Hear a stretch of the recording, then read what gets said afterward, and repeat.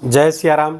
मैं आचार्य राजेश श्री राम जन्मभूमि अयोध्या से प्रिय दर्शकों प्रस्तुत हूँ आप सबके समक्ष सितंबर महीने का राशिफल लेकर के। और आज नंबर है मकर राशि।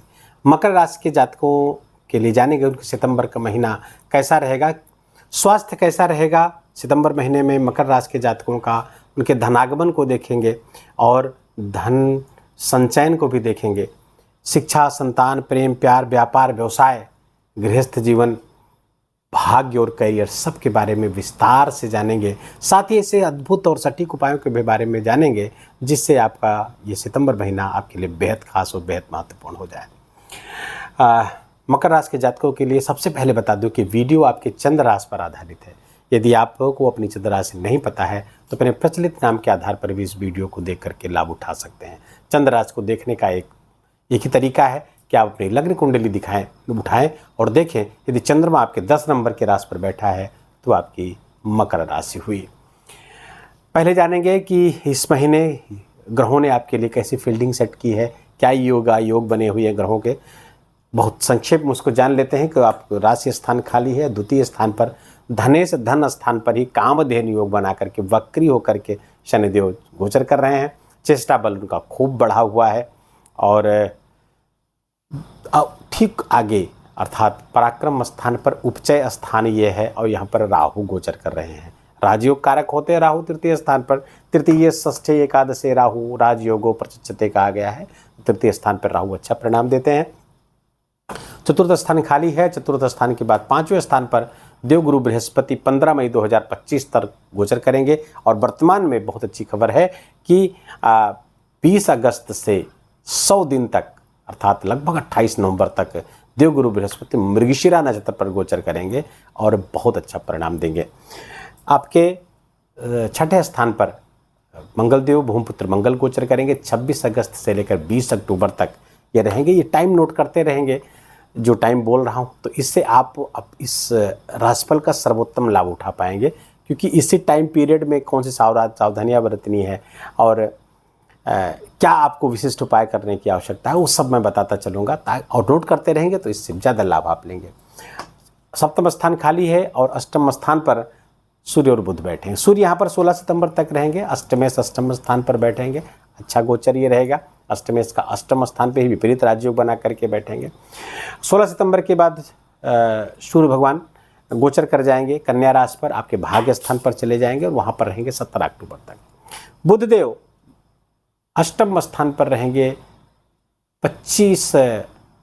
4 सितंबर से लेकर के 23 अक्टूबर तक। 4 सितंबर से लेकर के 23 अक्टूबर तक बुधदेव यहाँ रहेंगे। उसके बाद 23 अक्टूबर के बाद चले जाएंगे भाग्य स्थान पर, अपने ही घर पर भाग्य स्थान पर महाभाग्यशाली योग बना करके गोचर करेंगे। वहीं पर शुक्रदेव नीच कर होकर के बैठेंगे और 25 अगस्त से लेकर के 18 सितंबर तक भाग्य स्थान पर नीच के होकर शुक्रदेव गोचर करेंगे। 18 सितंबर से के बाद में बहुत ही शानदार, बहुत ही खूबसूरत योग बना करके मालव्य पंच महापुरुष राजयोग बना करके 10वें स्थान पर गोचर करने लगेंगे और ये अपनी मूल त्रिकोण राशि पर होंगे, तुला राशि पर।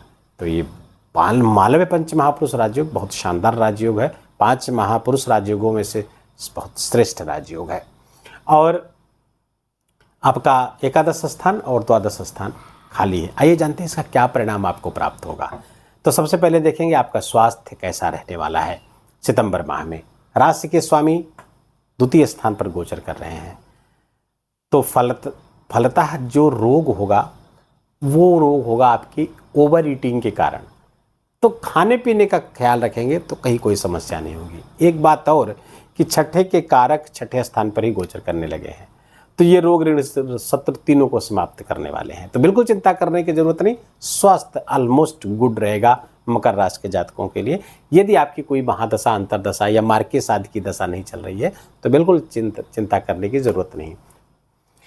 आते हैं धन स्थान के। धन स्थान के स्वामी आपके प्रॉफिट के स्वामी, आपके सोर्स ऑफ इनकम के स्वामी, लाभ के स्वामी हैं मंगल।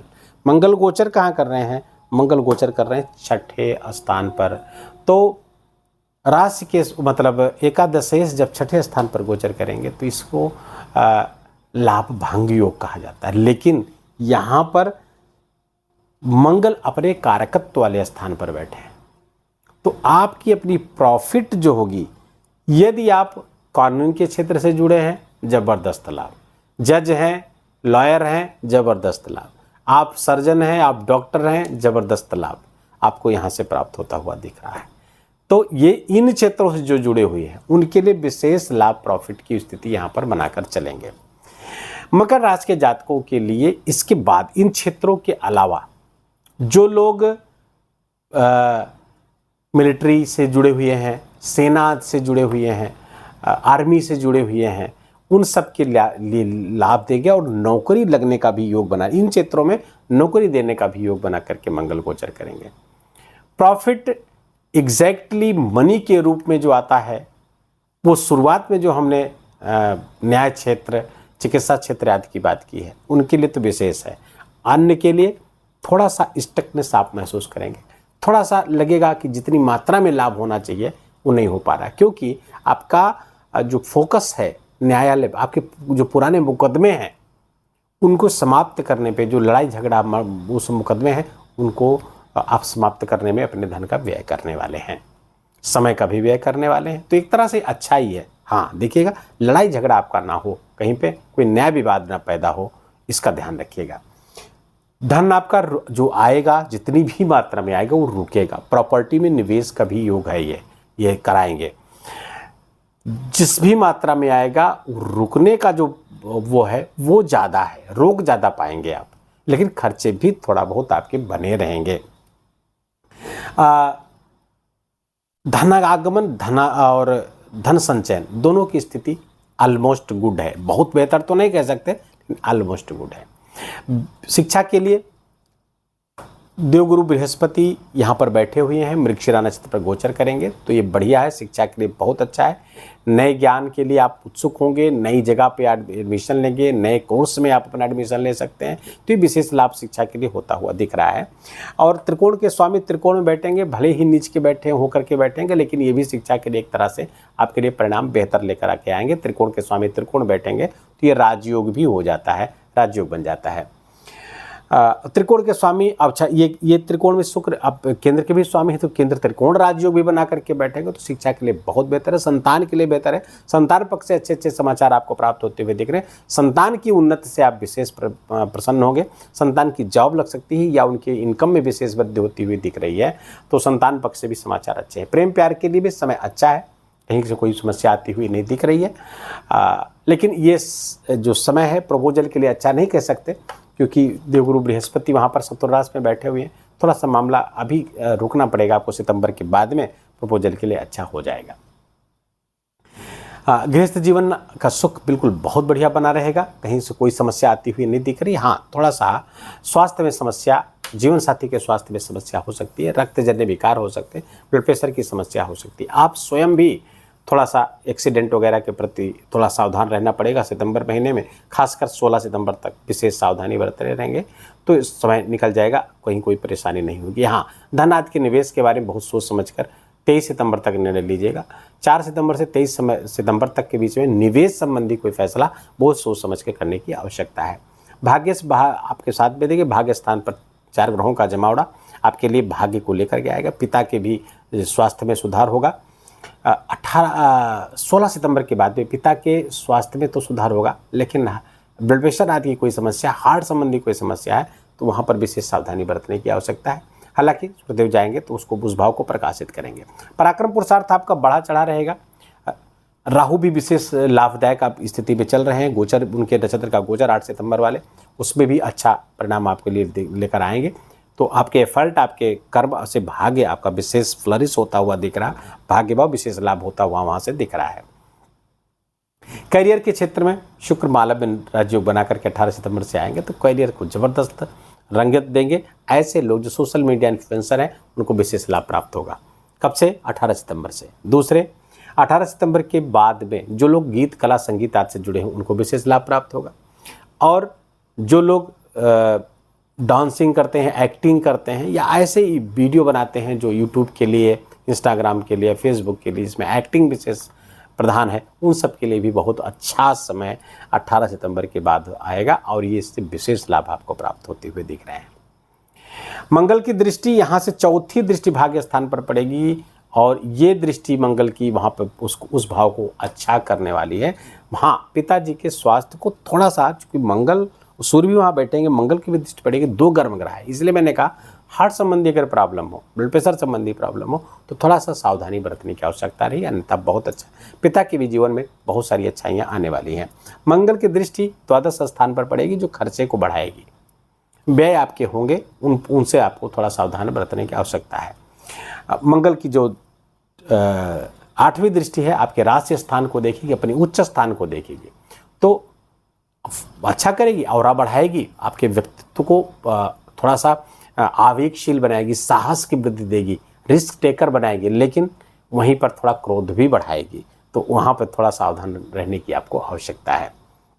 शनिदेव की दृष्टि, जो तीसरी दृष्टि चतुर्थ स्थान पर पड़ रही है, माता जी के स्वास्थ्य में थोड़ा सा विकार पैदा करने वाली है, क्योंकि बली है। अगर यदि आप स्वयं थोड़ा सा अपने ऊपर फोकस करें, अपने हेल्थ के ऊपर फोकस करेंगे, तो माता जी के स्वास्थ्य में जो शनि विकार पैदा करने वाले थे उसको रोक देंगे। सोसाइटी, समाज में आपका मान सम्मान आपका बढ़ेगा। 7वीं दृष्टि शनिदेव की कह रही है कि अपने निवेश बहुत सावधानी से करिए, क्योंकि सूर्य और शनि में समसप्तक योग बना हुआ है, तो यहाँ पर थोड़ा सा सावधानी बरतने की आवश्यकता आपको रहेगी। देवगुरु बृहस्पति की दृष्टि इन सब चीज़ों से आपको बहुत राहत देगी, क्योंकि पंचम दृष्टि से देखेंगे आपके भाग्य भाव को, तो वहाँ को उस भाव को विस्तार देंगे, और 7वीं दृष्टि से देखेंगे आपके एकादश भाव को, तो सोर्स ऑफ इनकम को भी बेहतर करने का प्रयास करते हुए नजर आएंगे। विशेष लाभ आपको देंगे सोर्स ऑफ इनकम को बढ़ाते हुए। जो मैंने शुरू में बताया कि थोड़ा सा हो सकता है आपको कुछ रुकावट महसूस हो, तो देवगुरु बृहस्पति की दृष्टि उसको संभालेगी, ऐसी रुकावट नहीं होगी जिससे आप परेशान हो। और देवगुरु बृहस्पति की जो 10वीं दृष्टि है, 9वीं दृष्टि है, वो आपके राशि स्थान को देखेगी, तो इससे भी आपका स्वास्थ्य, आपके व्यक्तित्व में विशेष निखार आएगा। आप निर्णय लेने की क्षमता को विशेष प्रभावित करते हुए दिख रहे हैं, जिसमें बहुत अच्छा लाएंगे। आप जो निर्णय लेंगे, जो डिसीजन लेंगे, बहुत सटीक होंगे, तो इसका समय उठाइए। बहुत अच्छे ग्रहों के योग चल रहे हैं, तो सितंबर महीने में अपने प्रयास को बढ़ा करके आप विशेष लाभ अर्जित करते हुए दिख रहे हैं, वो आपको दिखना चाहिए। समय का उपयोग करना चाहिए, लाभ लेना चाहिए। उपाय क्या करें? उपाय के लिए आपके लिए सर्वोत्तम उपाय, तो पहले तो मंगल का उपाय बहुत आवश्यक है, आपके सूर्य का उपाय आवश्यक है, तो हनुमान जी की आराधना बहुत आवश्यक है आपके लिए। आप 7 बार या 11 बार हनुमान चालीसा हनुमान मंदिर में जाकर के आप यदि आप पढ़ते हैं, तो ये आपके लिए बहुत ही अच्छी खबर लेकर के आएंगे, बहुत शानदार खबर लेकर के आएंगे। और कहीं से जो समस्याएं की चर्चा की मंगल के यहाँ गोचर के से, वहाँ से कोई समस्या नहीं आएगी। तो मंगल की उपासना, हनुमान जी की उपासना आपके लिए बहुत आवश्यक है। सूर्यदेव की भी उपासना। अष्टम सूर्य कभी कभी एक्सीडेंट और कभी कभी राजदंड, कोई फाइन, कोई चार्ज, सरकार की तरफ से कुछ चार्ज आपके ऊपर लगाए जा सकते हैं, तो इन सब से बचने के लिए सूर्य भगवान को अर्घ दें, गायत्री मंत्र का जप करें, और सूर्य के बीज मंत्र का भी जप कर सकते हैं। तो ये आप करते रहेंगे तो सूर्य अच्छा परिणाम देंगे, कोई बुरा परिणाम आपको नहीं देंगे। बुधादित्य योग का और बुध के विशेष लाभ लेने के लिए, क्योंकि भाग्येश हैं आपके, भाग्य स्थान पर ही गोचर करेंगे। बृहस्पतिवार को चना और गुड़